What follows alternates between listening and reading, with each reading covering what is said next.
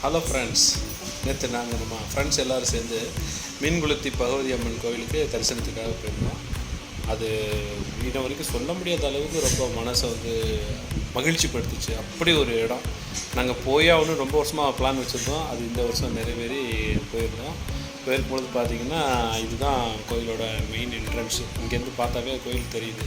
என்ன அதில் ஒரு ஸ்பெஷல் என்னென்னா, கோயிலுக்குள்ளே ஃபோட்டோ பிடிக்க முடியாது, வீடியோ எடுக்க முடியாதுன்னு சொன்னாங்க. நாங்கள் அதுக்குள்ளே போய் அந்த சுற்றி வர்ற பிரகாரம் மட்டும்தான் வீடியோ எடுக்க முடிஞ்சிச்சு. அப்போ எடுத்துகிட்டு பார்த்தோம். அது அந்த கோயில், அந்த சுவாமிகளை பார்க்கும்போது, அந்த அம்மனை பார்க்கும்போது அவ்வளோ ஒரு மகிழ்ச்சியாக இருந்துச்சு, அவ்வளோ ஒரு திருப்தியாக இருந்துச்சு.